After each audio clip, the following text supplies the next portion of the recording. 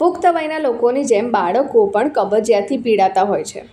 કબજિયાતને કારણે પેટ બરાબર સાફ નથી થતું, શૌચ કરવામાં પણ તકલીફ પડે છે. જ્યારે બાળકોને કબજિયાત હોય ત્યારે તેઓ શૌચ કરવા માટે દબાણ કરે છે અને તે કેટલીકવાર પીડાદાયક પણ હોય છે. કબજિયાતમાં મળ સખત થઈ જાય છે અને તેના કારણે પેટમાં પણ ભારેપણું અનુભવાય છે. સાથે જ કલાકો સુધી ટોયલેટમાં બેસી રહેવાથી પણ પેટ બરાબર સાફ નથી થતું અને આવી સ્થિતિમાં કબજિયાતથી છુટકારો મેળવવા માટે કેટલાક ઘરેલું ઉપચાર અજમાવી શકાય છે.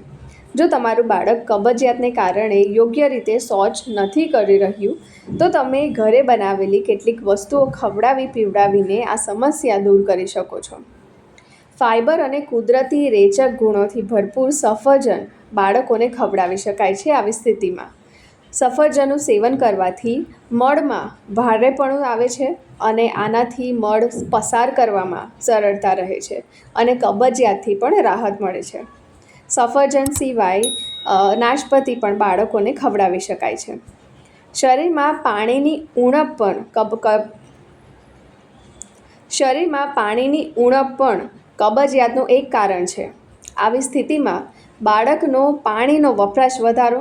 બાળકને આખા દિવસમાં 6 થી 7 ગ્લાસ પાણી પીવડાવવું સુનિશ્ચિત કરો, જેથી શરીરમાં ડિહાઇડ્રેશન ના રહેશે અને મળ પણ પાતળો થવા લાગશે, જેના કારણે પાચન ક્રિયા પણ સુધરવા લાગશે.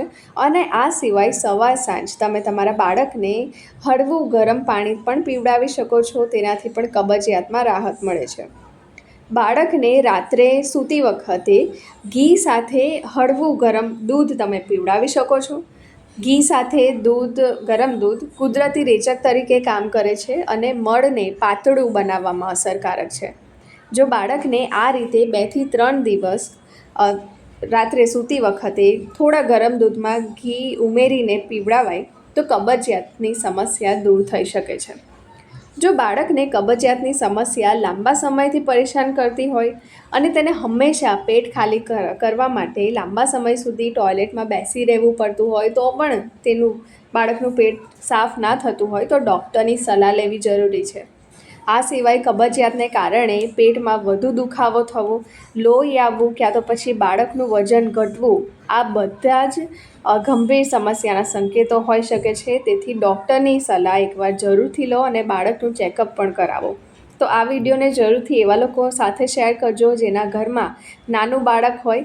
આ સિવાય મારા વિડીયોને તમે શેર કરો, લાઇક કરો અને કમેન્ટ પણ તમે કરી શકો છો અને મારી ચેનલ સાથે જરૂરથી જોડાઈ રહેજો.